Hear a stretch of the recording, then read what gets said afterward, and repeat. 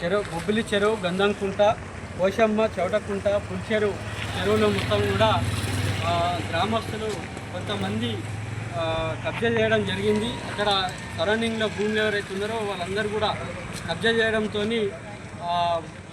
ఒక్కొక్క చెరువుల్లో 10 నుండి 15 ఎకరాల వరకు కబ్జా చేసి ఇప్పటికే పంటలు ఇవన్నీ కూడా పెట్టుకోవడం జరిగింది.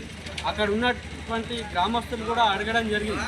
ఈ చెరువులన్నీ కూడా ఇక్కడ గ్రౌండ్ వాటర్ కోసం మన అందరి కోసం ఉన్నాయి కాబట్టి ఎందుకు ఇట్లా కబ్జా చేయొద్దు అని చెప్పేసి అడిగితే ఈరోజు మా ఇష్టం, మా పరిమితి అట్లా ఉంది కాబట్టి మాకు దమ్ముంది కాబట్టి అట్లా మేము చెరువు కుంటలకు సంబంధించిన భూములను మేము కబ్జా చేసుకున్నాం, దమ్ముంటే మీరు చేసుకోండి అన్నట్టుగా మాట్లాడడం జరుగుతూ ఉంది.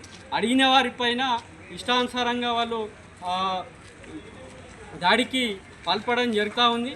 కాబట్టి ఇక్కడ ఈ చెరువులు భూములను కాపాడాలని చెప్పేసి గతంలో కూడా గ్రామస్తులు వీళ్ళందరూ కూడా ఇక్కడ ఉన్నటువంటి సబ్ కలెక్టర్ మేడం కానీ ఎంఆర్ఓ కానీ వీళ్ళందరూ కూడా చెరువులను కాపాడాలి, చెరువు భూములను కాపాడాలి, కబ్జా చేసిన వారి మీద వెంటనే చర్యలు తీసుకోవాలని చెప్పేసి చెప్పడం జరిగింది. అయినప్పటికీ కూడా ఏమాత్రం కూడా ఈరోజు జాయింట్ కమిటీగా మేము ఇక్కడ ఎంఆర్ఓ ఆఫీస్ నుండి ఇరిగేషన్ నుండి వెళ్ళి మేము సర్వే చేస్తామని చెప్పడం జరిగింది. ఇరిగేషన్ వాళ్ళకు కూడా మేము గ్రామస్తులు కలిసి అక్కడ వినతిపత్రం ఇవ్వడం జరిగింది, కబ్జాకు గురైన భూములను కాపాడాలని చెప్పేసి.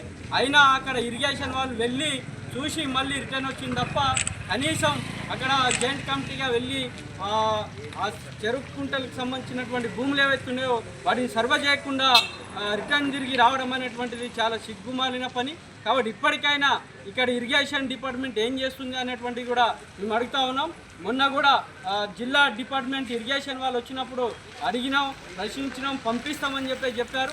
ఇప్పటికి వారం రోజులు అవుతుంది, ఎందుకు పంపించట్లేరు అనేటువంటిది కూడా ఈరోజు ఇరిగేషన్ డిపార్ట్మెంటు మాకు చెప్పాల్సిన అవసరం ఉంది. కాబట్టి ఇప్పటికైనా సబ్ కలెక్టర్ మేడం కానీ ఇక్కడ ఉన్నటువంటి ఇరిగేషన్ అధికారులు వీళ్ళందరూ కూడా వెంటనే ఈ యొక్క చెరువు కబ్జాకు గురైనటువంటి